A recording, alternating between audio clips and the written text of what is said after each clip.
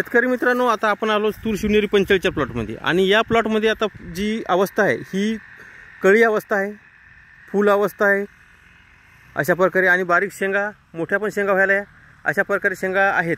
परंतु हे सर्व संरक्षण करण्यासाठी सर्वात महत्त्वाचं अळीचं आपल्याला नियोजन व्यवस्थापन करावं लागते. आणि हीच जर तूर शिवनेरी नसती तर इथं काय फवारला असतं. तर शिवनेरी जर नसती तर कारण शिवनेरीला URV प्रक्रिया असल्यामुळं बुरशीनाशक, टॉनिक, विद्राव्य खत काही चालत नाही.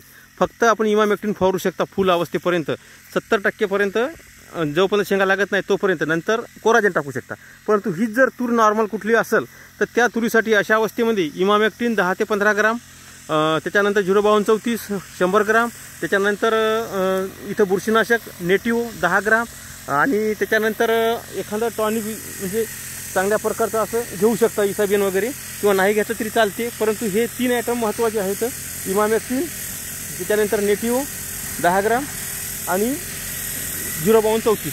तर अशा प्रकारे आपण याच्यावर फवारणी दिवशी जर तूर असली कुठली तर व्यवस्थापन करू शकता. परंतु ही जी तूर आहे ही शिवनेरी 45 आहे, तिच्यावर कुठल्याही प्रकारचं इतर अन्नद्रव्य चालत नाही. फक्त काय चालते, इमामॅक्टिन. बाकी बुरशीनाशक, टॉनिक, विद्राव्य खत असं काही मायक्रोन्यूट्रन्स वगैरे काही चालत नाही, कारण URV प्रक्रियेमध्ये सर्व दिलेलं आहे, त्यामुळे काही घ्यायची गरज नाही. परंतु दुसऱ्या जर तुरी असल्या तर त्या तुरींसाठी मात्र सर्वात महत्त्वाचं 05234 आहे, इमामॅक्टिन आहे अळीसाठी, बुरशीसाठी नेटिव्ह आहे, आणि इसाबियनसुद्धा टाकू शकता. तर अशा प्रकारे तिच्यावर पण व्यवस्थापन करू शकता. पण या तुरीवर त्याची गरज नाही, कारण ही शिवनेरी 45 आहे, URV प्रक्रियायुक्त.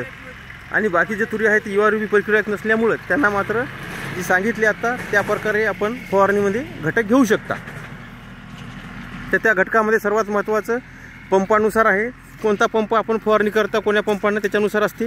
तर त्यामध्ये आपण जर चार्जिंग पंप असेल तर त्यामध्ये तुम्ही 12 ग्राम इमामॅक्टिन घ्या, त्याच्यानंतर 10 ग्राम नेटिव्ह घ्या, 05234 हे 100 ग्राम घ्या, आणि इसाबियन घ्यायचं असेल तर 40 मिली घ्या. आणि जर तो पेट्रोल पंप असेल 20 लिटरचा तर त्यामध्ये आपण काय घ्यायचं, तर इमामॅक्टिन 15 ग्राम, नेटिव्ह 12 ग्राम, 12 ते 15 ग्राम, आणि त्याच्यानंतर 19 हे 100 ग्राम घेतलं तरी चालते, किंवा 05234 100 ग्राम, आणि इसाबियन 50 मिली असं घेतलं तरी चालते 20 लिटर पंपासाठी. तर असं व्यवस्थापन केल्यास आपल्याला चांगल्या प्रकारे त्याचे पण रिझल्ट नॉर्मल तुरीवर येतील.